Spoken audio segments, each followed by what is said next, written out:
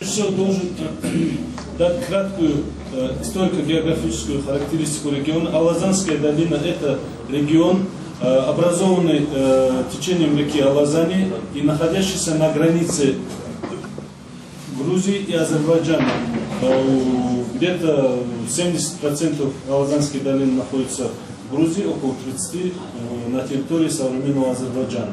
В ранней этноистории этого региона нужно сказать, что коренное население части Алазанской долины и прилегающих к склону главного Кавказского хребта упоминается еще у античных авторов. В частности, еще в первом веке у Плиния Старшего под названиями Волпинов и Сильвов, которые, на мой взгляд, я свой тезис выразил в двух монографиях, являются предками двух современных субэтнических групп кавказских аварцев. Если говорить чуть более поздней истории, то эта историко-географическая область у аварцев называется Цор, а ее главный пункт, как бы сказать, в прошлом город, называется Чар, что имеет явные аналогии с упоминающимся у Мовсеса Калакантвацы укрепленным городом Цри, город-крепость Цри. Фиксируется современным селением Джар и городом Закатава, который фактически в прошлом был единым целым современного Закатавского района Азербайджанской республики. Еще в X веке, даже в 8, то есть в 9-10 веках, в основном эта территория была затронута процессом исламизации, который проводили в основном непосредственно арабские полководцы. Следами этого культурного влияния можно считать найденные в Белокамском районе куфическая надпись 1930 года и в Закатавском 1200-х годов. Но после, в рамках Гюрджистанского вилаята, произошло усиление православия. И в данной территории на протяжении XIII века и XIV века произошло значительное усиление, собственно, грузинского элемента. В дальнейшем же, благодаря политической стабильности, что нужно отметить, купленной ценой вассальной зависимости от Ирана, кахети в XVI веке начинают территориально расширяться и распространять сферу своего влияния и фактически включать в свой состав территорию нижней части Алазанской долины, далее Ишеки. Как бы выразителем этих процессов стало постепенное перенесение столицы из верховья Алазани сначала в город Телави, а потом и непосредственно в Загеме. Город Загеме, или вернее более известный как Базари в грузинских источниках, находится ныне сейчас это городище, фактически развалины, от которого остались только остовы церкви и нескольких строений. Сейчас он находится на территории Закатальского района, на полях аварского селения Тала. Вернемся к термину «энисели», который употребил Искендер Мунши в своем труде. Большинство историографов, в частности, придерживал, особенно этой точки зрения стала активно навязываться в XIX веке под влиянием большей части грузинской историографии, навязывалось то мнение, что дагестанцы, в частности аварцы, проживающие в Алазанской долине, являются недавними переселенцами в Алазанскую долину, то есть не являются коренным населением этого региона. А в данном случае мы видим явное разграничение грузинского населения, группы грузин, и племени Енисели. Так кто же они были? Нужно иметь в виду, что современное, даже сейчас, официальное название за территорию, которая находится за Алазанью для Грузии, называется Гагмамхари, то есть потусторонняя часть. Повтори, пожалуйста. Гагмамхари, то есть потусторонняя часть.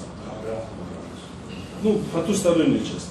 А как мы выяснили, и этот тезис уже опубликован, в частности, в 2009 году еще, исследование Аслудина Дипирова, этот термин «енисели», вернее «генисель», является калькой своего рода грузинского галмамхари. На аварском языке «генисель» означает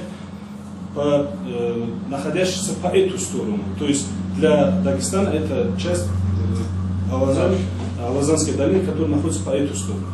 Таким образом, мы видим, что данное племя Енисели, которое упоминает Искандер Нурши, фактически является фактически они являются аварцами. Нужно сказать, что в европейских источниках, которые характеризуют этническую картину в Иране для 17 века, эти же Енисели, переселенные уже в Иран, упоминаются как черкесы. По этим данным, в частности, это Витцен, голландский автор, который опубликовал свой труд в Амстердаме в 1705 году. По этим данным, среди переселенных Иран грузин, цитирую, находилось большое количество черкесских христиан. То есть, фактически, он называет этих енисели, то есть аварцев грузин, которые жили на территории Закатальского района, черкесами. Также цитирую другой источник. Персия, Кирман, Мазандаран на Каспийском море и многие другие области этой империи переполнены грузинами и черкесами. Таким образом, мы видим, что этнонимом черкес часто называют общим Северокавказом. В данном случае мы имеем явные аналогии с сообщениями о переселении из Загеми этого аварского племени Енисели. Таким образом, с 16-17 века этот период ознаменовался активным заселением региона грузинским населением, которое в начале 17 века сменилось усилением в регионе аварского мусульманского населения, как коренного, так и переселившегося из Дагестана. То есть где-то на стыке 16-17 веков, благодаря помощи сефевидского Ирана в регионе, в частности в Алазанской долине, произошло становление так называемой государственности. Больше в аварском языке этот термин обозначается «бо». Можно, европейские авторы в 19 веке употребляли термин «республика», то есть союза сельских общин. Можно так сформулировать, в русской историографии более воспринят такой термин. И параллельно этому процессу произошло усиление ислама. То есть этнически смешанные территории, на которых проживали христиане, аварцы, грузины, а также в городах проживали армяне, евреи и так далее, постепенно благодаря, как бы сказать, принудительному выселению этого населения, в частности Шахарбасом в Иран, на этой территории и дальнейшей исламизации этого населения, которое частично происходило, большей частью даже происходило под влиянием Ирана, этот регион стал практически моноэтничным по национальному составу, и более того, как бы одновременно произошло усиление ислама. То есть фактически этот регион стал аварским, мусульманским по своему населению.